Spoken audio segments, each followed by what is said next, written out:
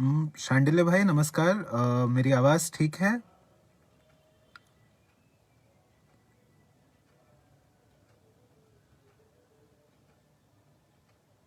क्या आवाज़ ठीक आ रही है?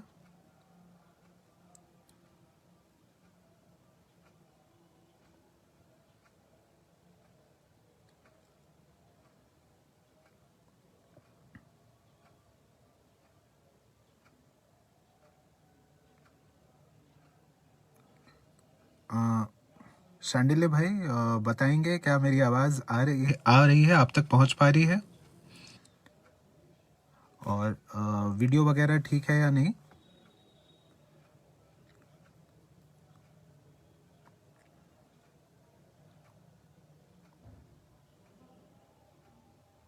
आदाब मुस्तफ़ा जी।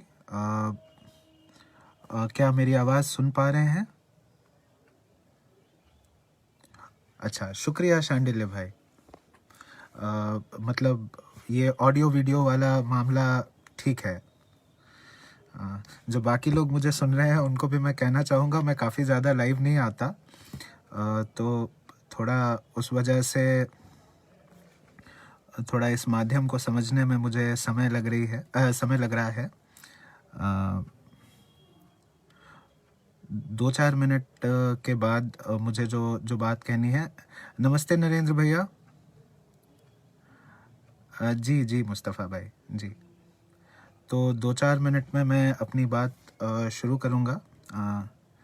कुछ कुछ थोड़ी बहुत बात मुझे भाषा को लेके करनी है, उसके अलावा भी काफ़ी कुछ चल रहा है देश में। और चूँकि लाइव हूँ तो ये कह देना भी फ़र्ज़ बनता है कि इस ठंड में जब हम अपने घरों में बैठे हुए हैं और काफ़ी आराम से हैं, देश के ही एक हिस्से में, बल्कि देश के केंद्र में ही, देश की जो राजधानी है उसकी सीमा पर कई सारे किसान ठिठुरती ठंड में अपने अपने हक के लिए बैठे हैं, आंदोलनरत हैं। तो उनके साथ सॉलिडारिटी होनी चाहिए है। कम से कम ये ज़रूर ये बात हम सभी लोगों को सोचनी समझनी चाहिए। बाकी ये साल भी बड़ा अजीब गुज़रा है। इस साल अभी इस साल की विवेचना करने में, इस साल को समझने में, इस साल के बारे में लिखने सोचने में शायद थोड़ा समय लगेगा।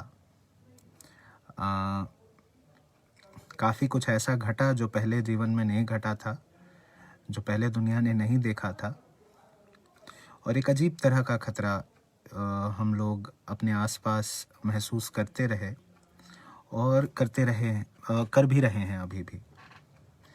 तो इन सारी चीज़ों के बीच लॉकडाउन के लंबे समय में, उस अकेलेपन के बीच, उस अवसाद वाले समय के बीच कविताएं और भाषाएं, इन दो विषयों को एक साथ लाने में और इन पर बातचीत करने के लिए शांडिल्य भाई ने मुझसे कहा। नमस्ते प्रत्युष भाई।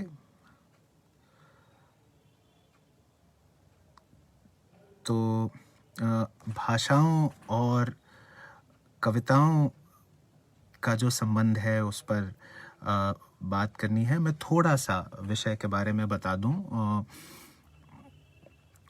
भाषाएं और कविताएं, रास्ते और मुसाफिर खाने। हम लोगों ने ये विषय चुना। शांडिल्य भाई से भी जब मेरी बात हुई, शांडिल्य भाई चाहते थे कि मैं किसी ऐसे विषय पर बात करूं जहां हम अंतर संबंध हो, जो आवाजाहियां हैं कई जगहों पर भाषा में, पढ़ने लिखने के दौरान जिन चीज़ों से हम टकराते हैं, वहाँ जो भाषाएं दिखती हैं, जो जो जो आवाजाहियाँ दिखती हैं, जो सांस्कृतिक और भाषिक एक्सचेंज दिखता है, उसके बारे में हम लोग किसी तरह से बात कर सकें। तो माध्यम जो है वो इस तरह का है, ये मेरा दूसरा या तीसरा लाइव है, तो मैं थोड़ा नर्वस भी हूँ उस नाते। कितनी बात पहुँच सकती है, कितना मैं साफ साफ अपनी बात पहुँचा पाऊँगा, इन दोनों चीज़ों को लेकर थोड़ी नर्वसनेस है। सभी सुनने वाले लोगों को मैं एक बार फिर से नमस्कार कर दूं, और साथ ही यह आग्रह करूं कि कहीं अगर आपको लगे कि मैं थोड़ी तेज़ी से भाग रहा हूं, या कहीं आपको लगे कि मुझे थोड़ा ठहरना चाहिए, तो कृपया आप कमेंट में मुझे बताएं। मैं कोशिश करूंगा कि मैं फिर से धीमा हो जाऊं। तो थोड़े बहुत कुछ उदाहरण मैं लूँगा, और मैं कोशिश करूँगा कि उन उदाहरणों के साथ हम ये भाषाओं के जो रास्ते बनते हैं, भाषाएं जो रास्ते बनाती हैं, और इन रास्तों पर जो लिखने पढ़ने वाले लोग, इन रास्तों पर जो कविताएं, जो थोड़ा बहुत साहित्य हम लोगों को मिल जाता है, हम मेरे और आपके जैसे लोग, हम लोग जो इन रास्तों पर चले हैं, पाठक की तरह, लेखक की तरह, कवि की तरह, कई बार कविताओं की तरह भी, जो हम लोग चलते हैं, जो मिले हैं, इसमें हमारे जो पूर्व सहयात्री हैं, लेखक, पाठक, सारे लोग, उन लोगों से थोड़ा बहुत परिचय हो पाए। साथ साथ कुछ स्थितियां जो हैं, उन स्थितियों के बारे में हम लोग सोच सकें। हम लोग किन निष्कर्षों पर पहुंच पाएंगे, इससे ज़्यादा मैं चाहूँगा, मेरा आग्रह रहेगा मेरी तरफ से भी, और मैं चाहूँगा कि आप भी यह आग्रह रखें कि कौन से ज़रूरी प्रश्न बनते हैं इन स्थितियों के बारे में सोचते हुए, उनकी हम और आप बातचीत कर सकें, उन प्रश्नों पर सोच सकें, निष्कर्षों से ज़्यादा प्रश्नों पर सोच सकें। तो जैसे कि भाषा के बारे में सोचते हुए कहीं तो शुरुआत करनी होती है, तो सबसे पहले तो ये सोचना पड़ता है कि भाषाएं बनी कैसे, और किसी भाषा की विकास यात्रा क्या है।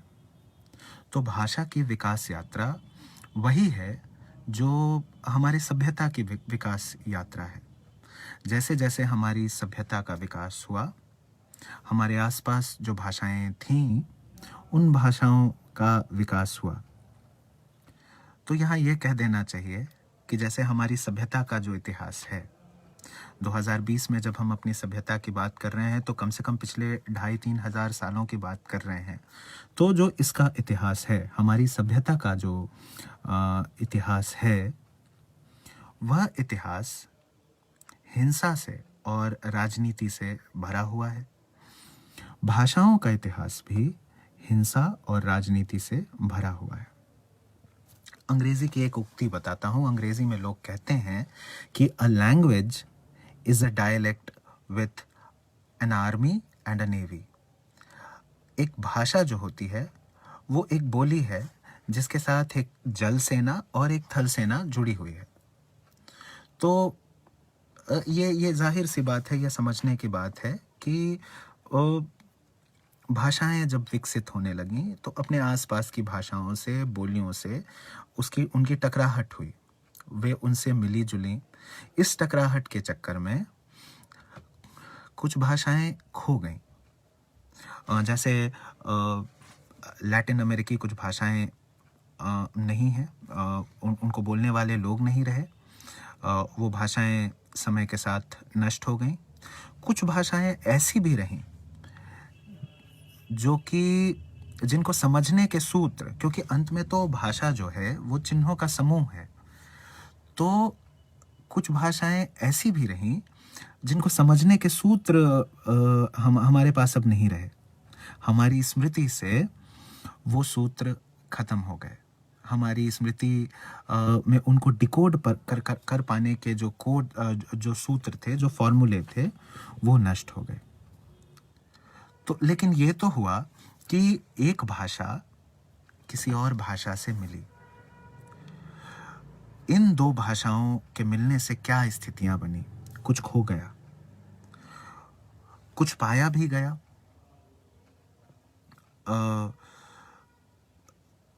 वो जो स्थिति बनी, उसके बारे में सोचना ज़रूरी बनता है। मैं एक उदाहरण देता हूँ। जैसे अंग्रेज़ी भाषा का ही उदाहरण लें। अंग्रेज़ी भाषा अपनी एकदम शुरुआत में एकदम जो उसकी शैशव अवस्था थी, उस अवस्था में वो जर्मन बोलियों के साथ बढ़ी। अगर आप वो लैंग्वेज ट्री देखेंगे तो आप पाएंगे कि जर्मनी की जो भाषाएं हैं, अंग्रेज़ी उनके काफ़ी पास ठहरती है। फिर एक समय आता है 6ठी शताब्दी ईसा पूर्व जो है उसके आसपास, जब क्रिश्चियनाइजेशन हुआ इंग्लैंड में रहने वाले लोगों का, इंग्लैंड में जो कबीले थे उनका क्रिश्चियनाइजेशन हुआ। उस दौरान आप पाएंगे कि उस दौरान जो भाषा बोली जाती थी उसमें बहुत जल्दी जल्दी लैटिन के कई सारे शब्दों का जुड़ाव हुआ। और फिर एक जो तब जो अंग्रेज़ी बोली जाने लगी, जिसको हम लोग ओल्ड इंग्लिश भी कहते हैं कई बार, उस अंग्रेज़ी में लैटिन के कई सारे शब्द थे। फिर थोड़ा समय और बीतता है और हम पाते हैं कि इंग्लैंड एक समय फ्रांस के अधीन रहा।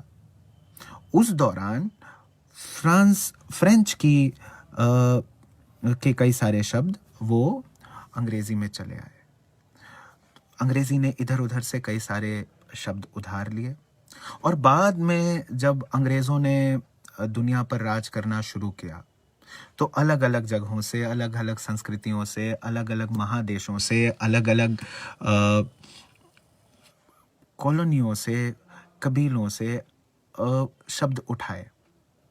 और आप अभी भी देखेंगे कि अभी भी जो अंग्रेज़ी की जो भाषा है, अंग्रेज़ी के जो शब्द हैं, वो कितने तरह तरह के की भाषाओं से और कितनी अलग अलग जगहों से आते हैं। अब जैसे ही हम लोग ये बात करते हैं तो एक सवाल ये बनता है कि जो वैश्वीकरण का सवाल है, हम लोग वहाँ लौटेंगे। और एक जो दूसरा सवाल बनता है जिस पर मैं बात करता चलूँ, वह सवाल ये कि तो फिर एक भाषा के पास उसका अपना है क्या? उसकी आइडेंटिटी कैसे बनती है? तो यहाँ मुझको ये लगता है, मेरा ये मानना है और एक हद तक ये सही है कि हर भाषा का व्याकरण उसका अपना होता है। उसकी क्रियाएं उस भाषा की हैं। ये नहीं होता कि एक भाषा दूसरी भाषा से मिले और उस दूसरी भाषा को पूरी तरह से ट्रांसफॉर्म कर दे।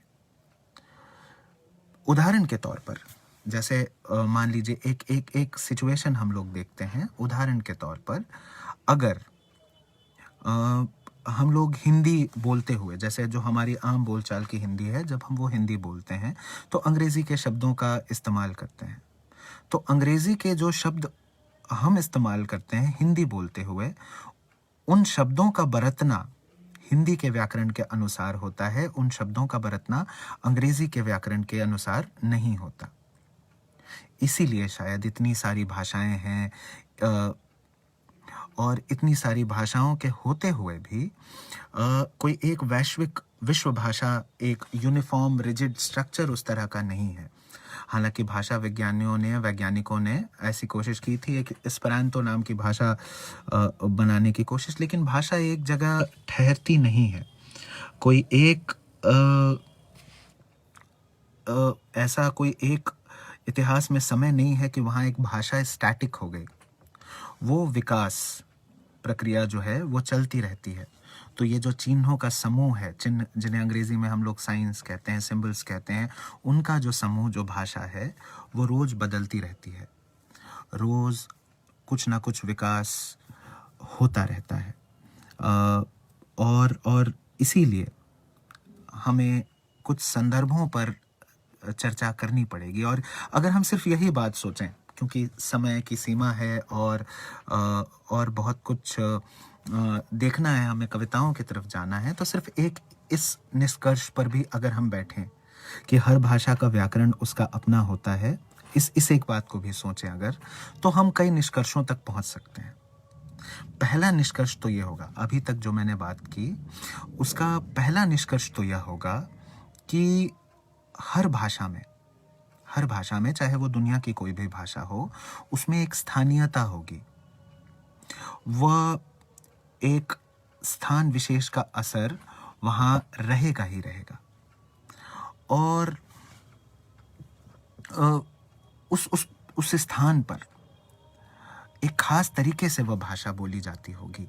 अ, एक शब्द का मैं इस्तेमाल करूँगा, लेकिन उसके पहले एक उदाहरण और लेते हैं। जैसे जैसे अंग्रेज़ी जैसी भाषा को ही ले, मैं बार-बार अंग्रेज़ी से उदाहरण दे रहा हूँ क्योंकि अंग्रेज़ी शायद हमारे सबसे पास ठहरती है दूसरी वैश्विक भाषाओं की तुलना में।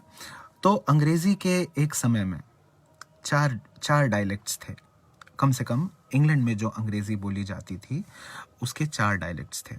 उन 4 डायलेक्ट्स में से एक डायलेक्ट जो था वो स्टैंडर्ड अंग्रेज़ी बना। ये जो डायलेक्ट था, ईस्ट मिडलैंड डायलेक्ट इसको बोलते हैं। ये डायलेक्ट लंदन के आसपास, माफ़ कीजिएगा, लंदन के आसपास बोला जाता था। तो जैसा मैंने आपको बताया कि सत्ता के खेल भी होते हैं किसी बोली के उसके भाषा वाली पोजीशन को ग्रहण करने में। तो चूंकि वो लंदन के आसपास वो भाषा वो बोली बोली जाती थी, तो वो आगे चलकर स्टैंडर्ड भाषा बनी। ऐसे ही हर भाषा में होता है। उसके अलग अलग रास्ते इसी तरह से बन जाते हैं। लेकिन जो मैं एक शब्द की बात कर रहा हूँ, मैं एक डेरोगेटरी शब्द यूज़ करूँगा, नेटिव। एक स्थानीय व्यक्ति जो भाषा बोलता है, उसकी समझ जो होगी उस भाषा की, वह समझ किसी दूसरे की नहीं हो सकती। जैसे उस ईस्ट मिडलैंड डायलेक्ट की समझ लंदन के आसपास रहने वाला व्यक्ति रखेगा, वो मेरी और आपकी नहीं हो सकती। उसको हम उस तरह से नहीं बरत पाएंगे जिस तरह से वो व्यक्ति बरत पाएगा।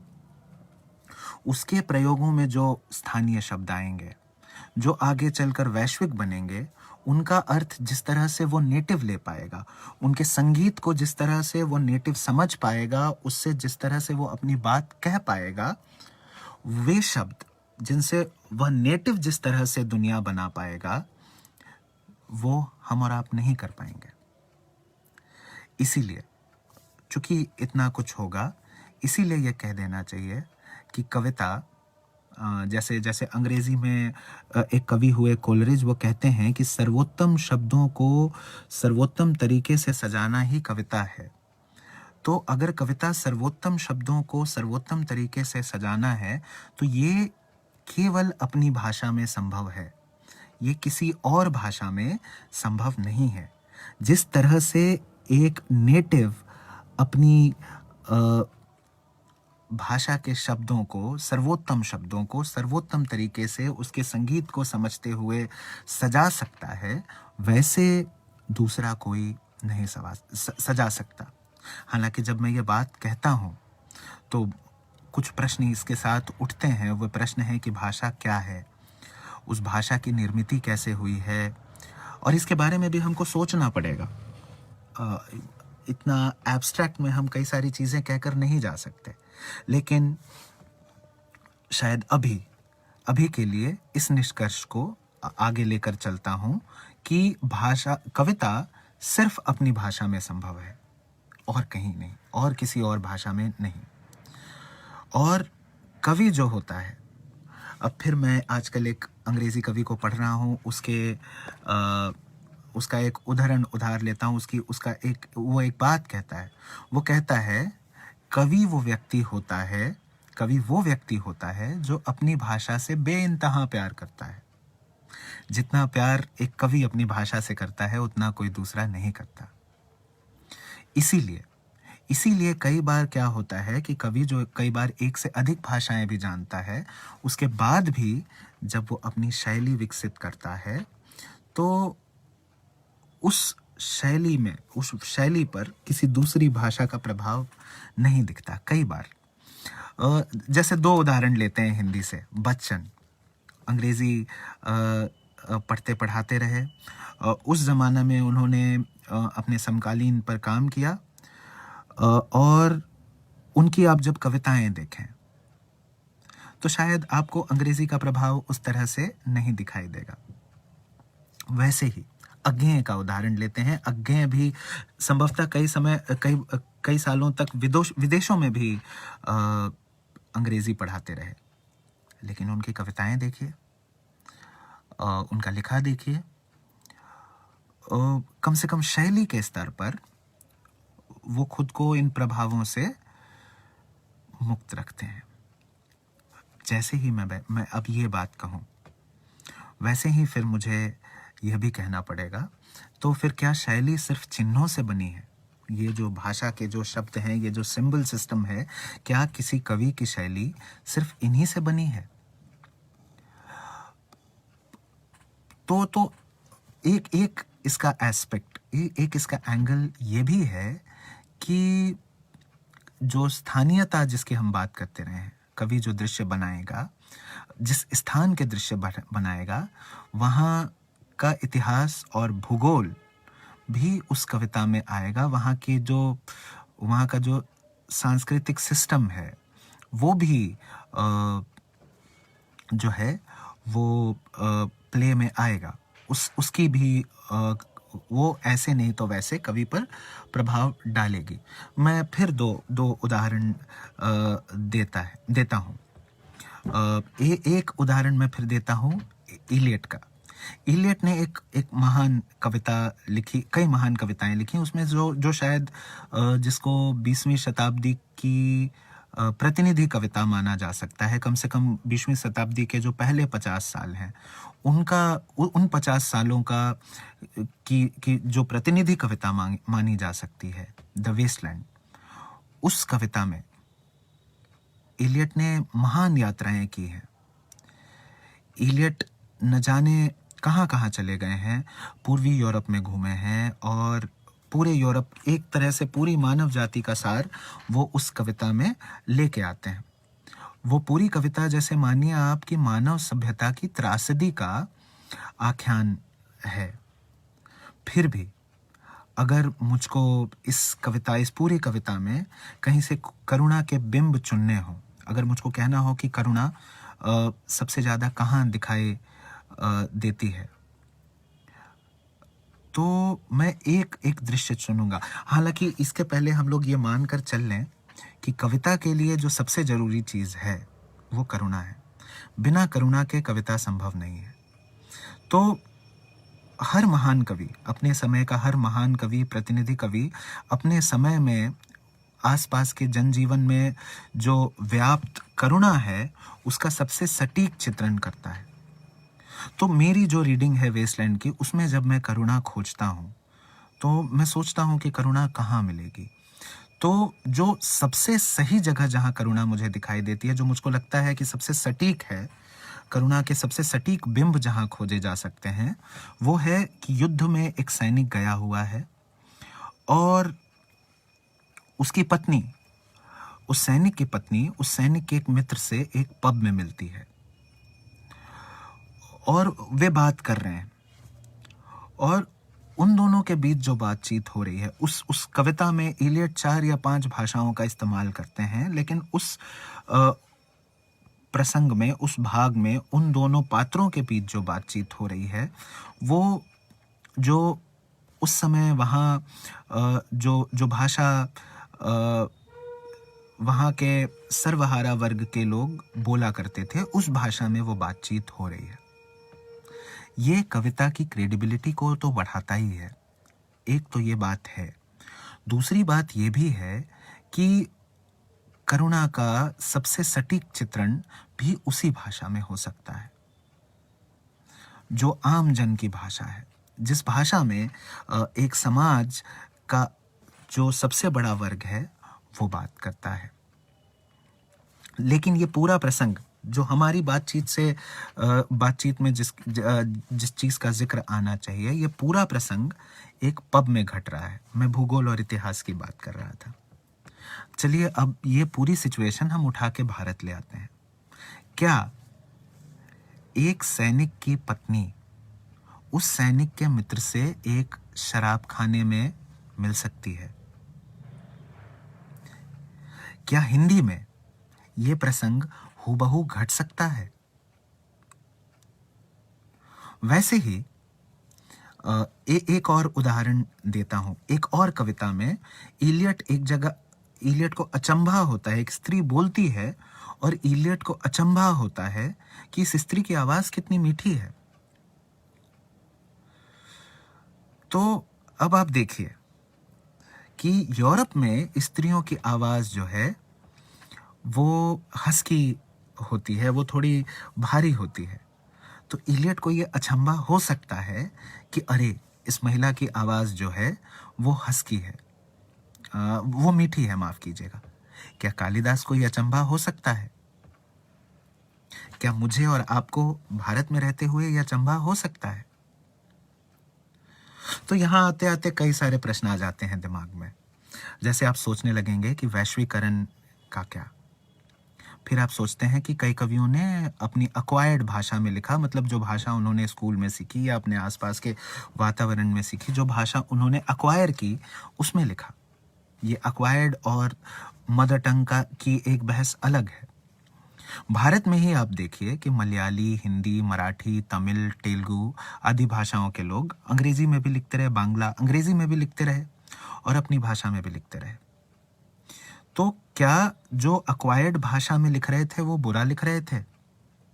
क्या उनकी भाषा का बर्ताव, जिस भाषा में वो लिख रहे हैं, उस भाषा में जो वो बर्ताव कर रहे हैं, क्या वो बर्ताव कमतर है? तो उत्तर आधुनिकता के आने के बाद इस तरह के प्रश्नों का कोई पक्का उत्तर नहीं दिया जा सकता, ऐसा मुझको लगता है। मैं ये मानता हूँ कि अपने तर्क रखे जा सकते हैं, लेकिन एक अंतिम निष्कर्ष पर नहीं पहुँच सकते। लेकिन मुझे भी अपनी बात रखनी है, तो मैंने चूंकि ये कहा है कि कविता अपनी भाषा में संभव है, तो मैं इसके समर्थन में एक तर्क आपके सामने रख देता हूँ, एक कथन आपके सामने रख देता हूँ। ये कथन अंग्रेजी के सबसे बड़े उपन्यासकार, कम से कम मेरी दृष्टि में अंग्रेजी के ही मॉडर्निज्म के सबसे बड़े उपन्यासकार, सबसे भाषा से सबसे ज़्यादा खेलने वाले उपन्यासकार की मैं बात करता हूँ। इन्होंने कई उपन्यास लिखे, जिनमें डबलिनर्स, फिनिगन्स वेक जैसे उपन्यास हैं। तो इसी में उनका एक और उपन्यास है जो मेरे सबसे प्रिय उपन्यासों में से एक है, जो हर नए लड़के को शायद पढ़ना चाहिए। मुझे भी उसी उम्र में मिला जब एक नए लड़के को ये उपन्यास पढ़ना चाहिए था। मैं जेम्स जॉयस की बात कर रहा हूँ, और जिस उपन्यास की मैं बात कर रहा हूँ वो उपन्यास है the portrait of an artist as a young man. और ये जो उपन्यास है, ये एक बड़े होते हुए, धीरे धीरे उम्र में आगे बढ़ते हुए एक लड़के की कहानी है। एक लड़का जिसका नाम स्टीफन डिडेलस है। एक लड़का जो आगे चलकर क्या बनेगा, ये सवाल उसके दिमाग में घूमता रहता है। एक लड़का जो कलाकार बने या जो चर्च में चला जाए, इन दोनों के बीच उसके दिमाग में एक द्वंद्व चल रहा है। ये लड़का आयरलैंड में बड़ा हो रहा है, आयरलैंड जो अंग्रेज़ों के अधीन है। और इसमें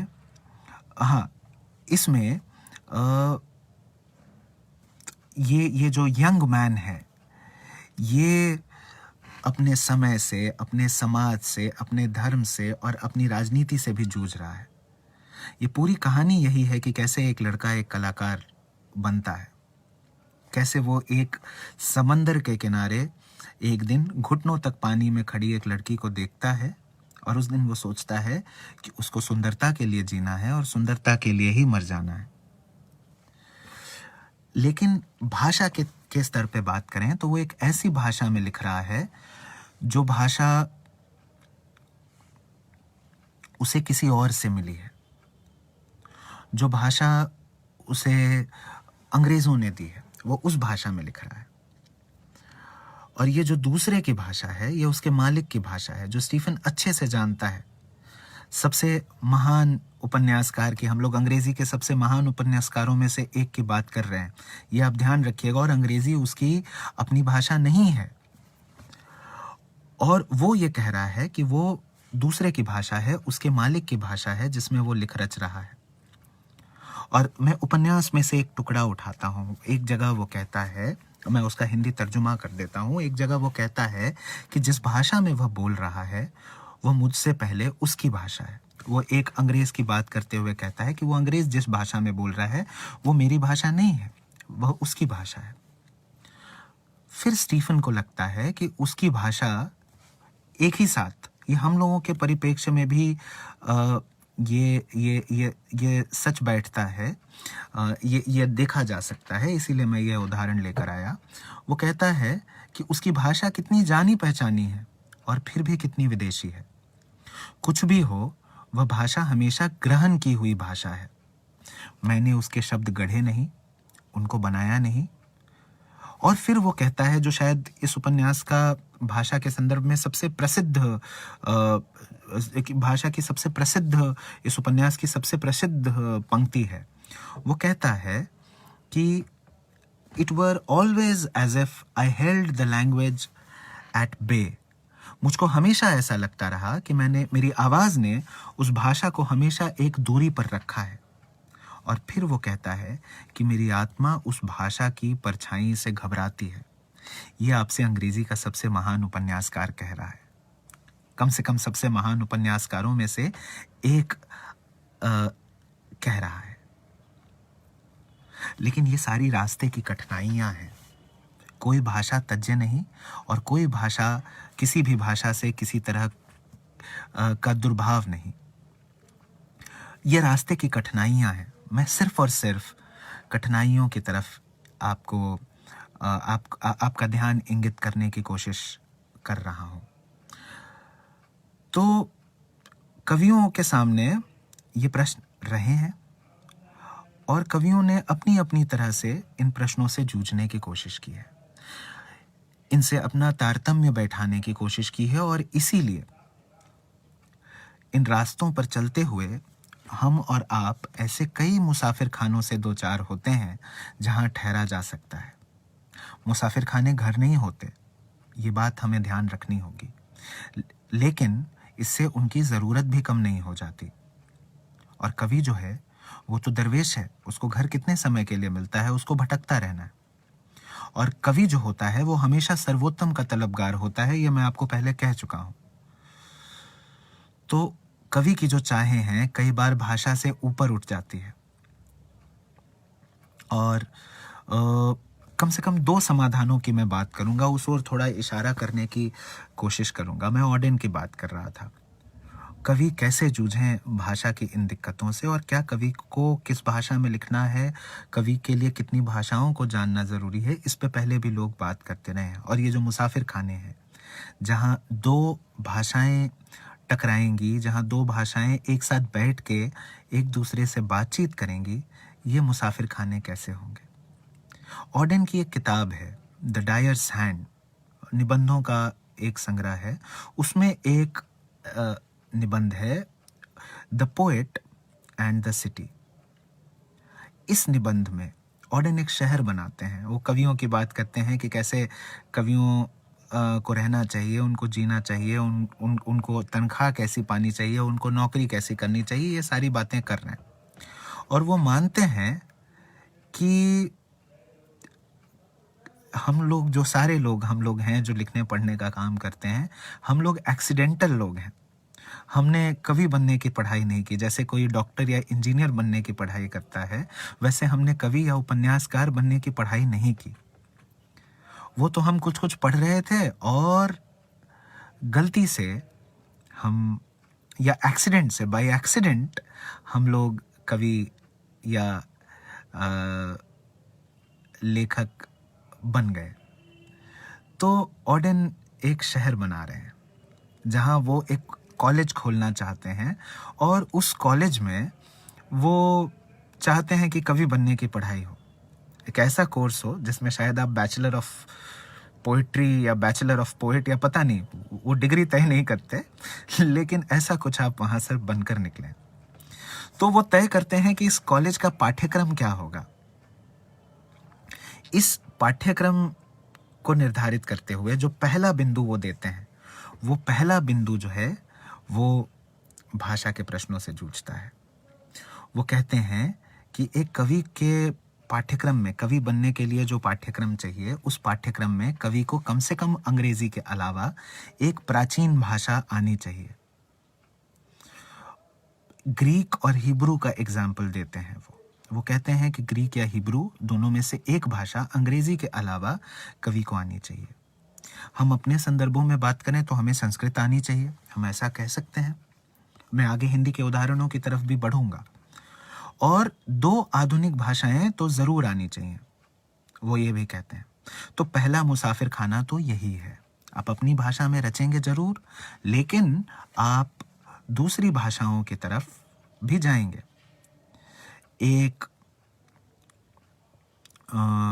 जो आपकी प्राचीन भाषा होगी, जो क्लासिकल लैंग्वेज होगी, और 2 आधुनिक भाषाएं, और एक और भाषा कम से कम ऐसी हो जिसकी सहूलियत, जिसके नियम कानून, जिसके सूत्र, उसको बरतना कवि जाने।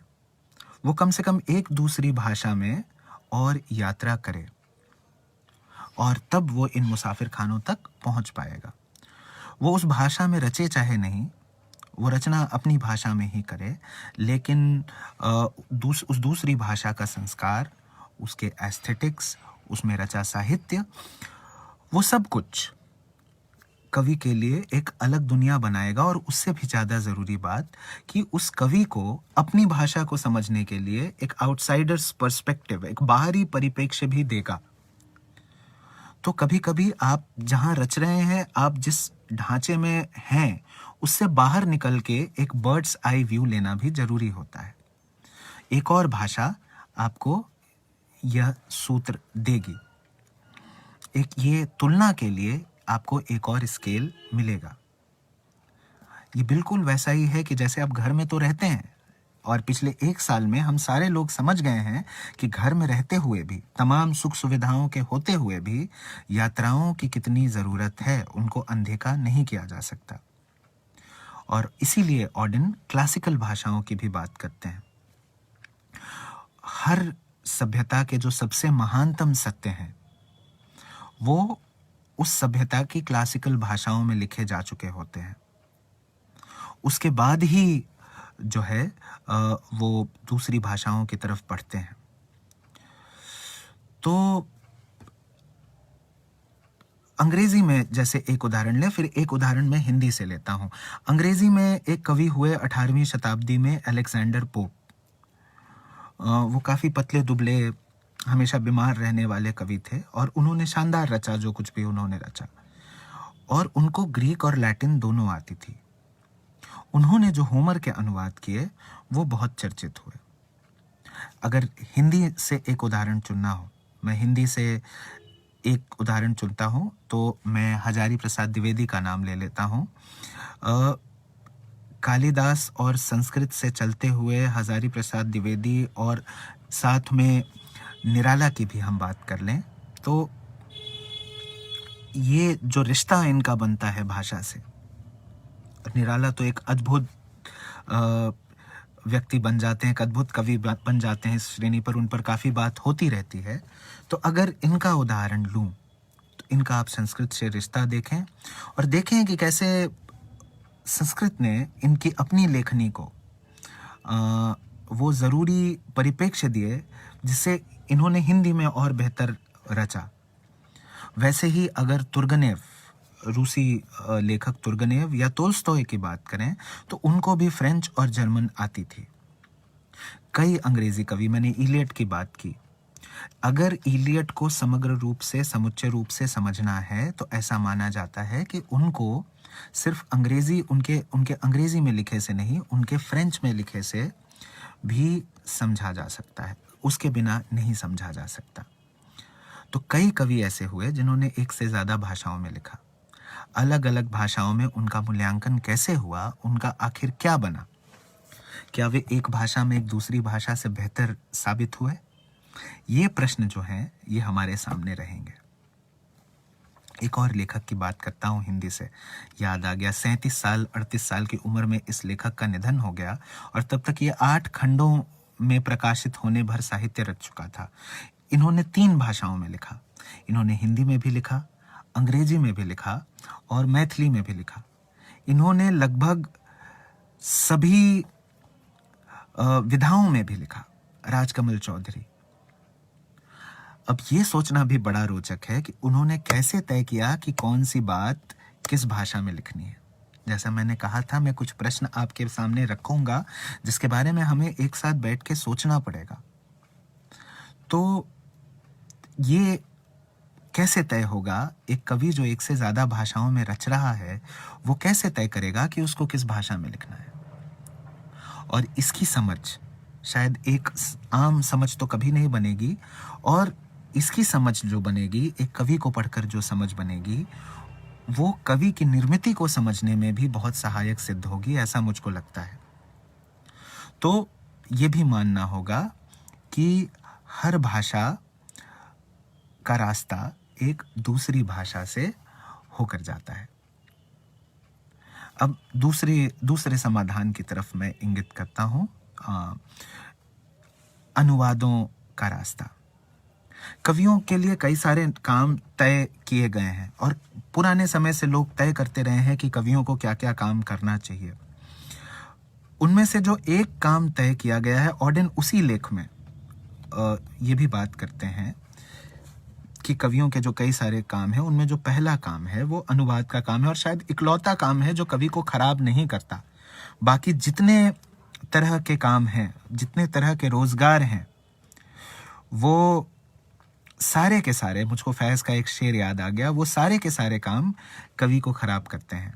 फैज़ का जो शेर मुझको याद आया, वो फैज़ की एक बहुत प्रसिद्ध गज़ल में ये शेर है कि तेरी याद से, दुनिया ने तेरी याद से बेगाना कर दिया, तुझसे भी दिल फरेब हैं गम रोजगार के। तो जो रोजगार के गम होते हैं वो कवि को खराब करते हैं। तो लेकिन अनुवाद एक ऐसा काम है जो कवि को बेहतर करता है, और यही अनुवाद शायद ये एक बहुत बड़ा मुसाफिर खाना है, एक ऐसी जगह है, एक ऐसा स्पेस है जहाँ कई सारी भाषाएं, कई अलग अलग संस्कृतियाँ सब एक जगह मिलती हैं और इनके बीच बातचीत होती है, इनके बीच ट्रांजैक्शंस होते हैं, एक्सचेंज होते हैं, एक दूसरे से चीज़ें बदल ली जाती हैं, एक दूसरे से चीज़ें उधार ली जाती हैं। और ये एक अद्भुत जगह है, ये जादू जैसा है, मैं बोल रहा हूँ मेरे रोए खड़े हो रहे हैं, ये जादू जैसा है। यहाँ समय का अर्थ खत्म हो जाता है, भूत भविष्य वर्तमान सब एक साथ मिलते हैं, और यहाँ दुनिया एक समुच्चय होती है जो मानव जाति की जो सबसे नैसर्गिक, जो सबसे मूल जो एक प्रकृति हो सकती है वो यहाँ उजागर होती है। हर दूसरी नई भाषा, पुरानी भाषा सब एक दूसरे से बातचीत कर रहे होते हैं। जिसके पास जो नहीं है उसको ग्रहण करने की जगह इलियट को हम भारत में ग्रहण कर सकते हैं, उपनिषद यूरोप में ग्रहण किए जा सकते हैं, बिना अनुवादों के ये संभव नहीं है। तो ये एक ऐसी जगह है जहां हम लोग थोड़े थियोरेटिकल टर्म्स में बात करें तो जहां इच्छाओं का मतलब इच्छाओं की कमी नहीं, प्राप्ति से पूरा होता है। अनुवादों के बारे में मैं और कई लेखों में बात करता रहा हूँ। उसमें से जो प्रमुख बातें हैं वो प्रमुख बातें मैं कहने की कोशिश करता हूँ, मैं ज़्यादा लंबा नहीं खींचूंगा। उसमें से जो प्रमुख बातें हैं वो प्रमुख बातें मैं कहता हूँ। अनुवादों के बारे में सोचते हुए आप दोनों तरह से देख सकते हैं। ये एक ऐसी चीज़ है जिसमें आपका अपना सोचना भी काफ़ी मायने रखता है कि गिलास आधा भरा हुआ है या गिलास आधा खाली है। अम्बर्तो इको कहते हैं कि अनुवाद जो है वो असफलताओं की कला है, लेकिन ऐसा तो नहीं है कि कुछ हासिल नहीं होता। हम इलियट को जानते हैं, हम होमर को जानते हैं, और वैसे ही यूरोप में लोग उपनिषदों को और कालिदास को जानते हैं। ये अनुवादों की वजह से ही संभव हुआ है। ये तय है कि कुछ खो जाता है, लेकिन बहुत कुछ मिलता भी है। ये भी एक यात्रा है। जैसे एक भाषा से ये यात्रा शुरू होती है, किसी फिल्टर लैंग्वेज, किसी बीच की भाषा से होते हुए किसी तीसरी भाषा तक ये यात्रा पहुंचती है। तो 3 अलग अलग भाषाओं की ये यात्रा है। मुझको लगता है अगर मार्केज़ को, हमारा हिंदी समाज जो है ख़ास करके, अगर उसने एकांत के 100 बरस को नहीं देखा होता, हम सारे लोग तो मार्केज़ की भाषा नहीं जानते थे। तो क्या हम लैटिन अमेरिका का जो संघर्ष है, उससे जो विमर्श पैदा होता है, उसको इस तरह से आत्मसात कर पाते? या हम भारतीय भाषाओं की ही बात कर लें, तुकाराम हो, रविंद्रनाथ हो, और या बाद में चले आए तो अनंत मूर्ति और मुर्गन हो, ये सारे लोग क्या बिना अनुवादों के हम लोगों तक पहुंचेंगे? शेक्सपियर पर एक फिल्म है, उस फिल्म का एक दृश्य बार बार मेरे दिमाग में आता है। वहाँ एक, उस पूरी फिल्म में बस एक ही एक एक पब है, एक सराय है, जहाँ कई रास्तों से भटकते हुए लोग आते हैं और वहाँ मिलते हैं। एक दृश्य में शेक्सपियर और मार्लो एक साथ बैठकर शराब पी रहे हैं। दोनों दो अलग परंपराओं से आने वाले लोग हैं, एक ही समय में रचने वाले लोग हैं। तो अनुवाद के टेक्निक पर तो बात हो सकती है, पर वो अलग चर्चा है। और ये मैं कहूँगा और ये आप मानेंगे कि कई सारे कवियों और कविताओं से हमारी मुलाकात नहीं हुई होती अगर अनुवादों का रास्ता नहीं होता। और हर कवि को भूले भटके जैसे भी वो पहुँचे, उसे अनुवाद की हुई कृतियों के पास या अनुवाद करने की विधा के पास पहुँचना ही पड़ेगा। बिना इसके उसका काम नहीं बनेगा। तो जैसा मैं कह रहा हूँ और जैसा आप देख पा रहे हैं, खोने पाने के झंझट तो हैं, और भाषा को लेकर कुछ जटिल प्रश्न भी हैं, जिस पे उत्तर आधुनिकता के बाद साफ निष्कर्षों पर पहुंचना ज्यादती होगी। तो और व्यवहार और व्याकरण की भी दिक्कतें हैं, लेकिन जैसा दुनिया में हो रहा है, जैसा जिंदगी में होता है, कुछ अकेले और अलग अलग नहीं घटता। जो होता है सब एक साथ होता है। तो एक भाषा का होते हुए दूसरी भाषाओं का जो प्रभाव है अपने ऊपर, उसको नकारा नहीं जा सकता। कोई ये नहीं कह सकता कि वो एक शुद्ध भाषा में लिखता है और वो शुद्ध बस एक भाषा का है। उनका पूर्ण नकार गलत होगा। जिससे जो भी लिया उसका स्वीकार जरूरी है। तो अंत में इस पूरी बातचीत का जो सार निकलेगा वो यही निकलता है, मुझको ऐसा लगता है कि हर भाषा का पहला और आखिरी काम जो है वह एक ही काम है। भाषा करती है संवाद। वो एक मनुष्य को दूसरे मनुष्य से जोड़ती है और वो हमें बाकी सारी प्रजातियों से अलग बनाती है। भाषा संबंध बनाती है और भाषा जो है वही आपको वो शक्ति देती है जिससे आप आदमी को आदमी कह सकते हैं। और इस संदर्भ में ये जो मुसाफिर खाने हैं, ये मुसाफिर खाने वो जुड़ने की जगह बनते हैं। और कविता का मतलब यही संवाद होता है। और कवि क्या करेगा? वो बहुत से बहुत ये कर सकता है कि अपने समय और अपने लोगों के साथ संवाद करेगा, अपने समय और अपने लोगों की स्मृति को संजोने की कोशिश करेगा। तो मुझको इतना कहना था। कुछ कमेंट्स में देख पाया, सहमति और असहमति की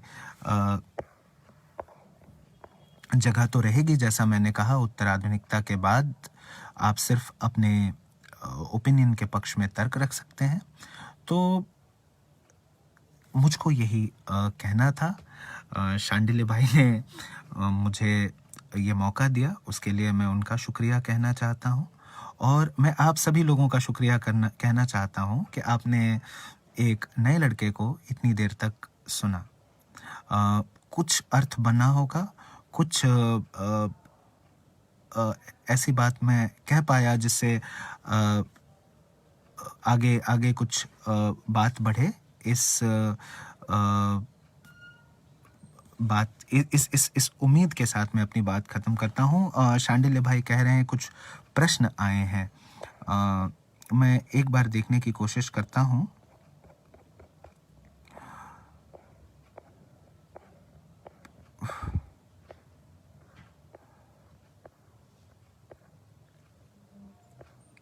हाँ, नरेंद्र भैया कह रहे हैं कि आज़ादी से पहले और बाद में एक ही शब्द के अर्थ किस प्रकार बदल गए हैं या कहिए कि विकृत हो गए हैं।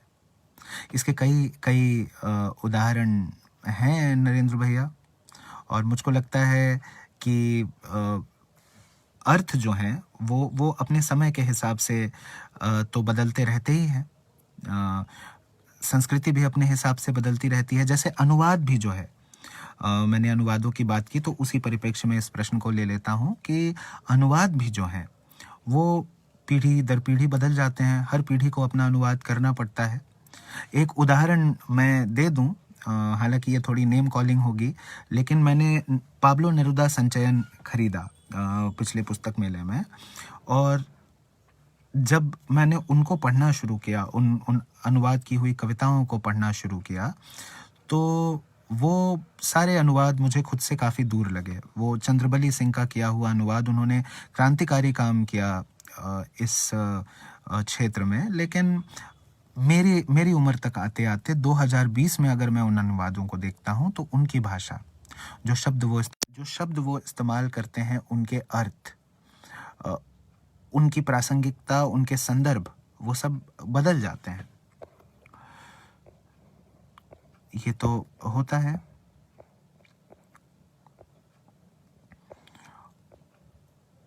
और मैं देखने का कोशिश कर रहा हूँ, थोड़ा मेरा फ़ोन। संजीव जी पूछ रहे हैं कि भाव भाषा में कहे जाते हैं या भाषा है इसलिए भाव पैदा होते हैं। माध्यम तो भाषाएं ही हैं, और कवि जो हैं उस माध्यम के भी परे जाकर उन भावों को महसूसना चाहते हैं। शमशेर की एक प्रसिद्ध पंक्ति याद आती है मुझको। वो एक जगह कहते हैं, ओ माध्यम क्षमा करना, मैं तुम्हारे पार जाना चाहता हूँ। फिर संजीव जी पूछते हैं कि भाषा पहले आई या व्याकरण। तो जो नियम है वो भाषा के, वो तो उसी तरह से बने।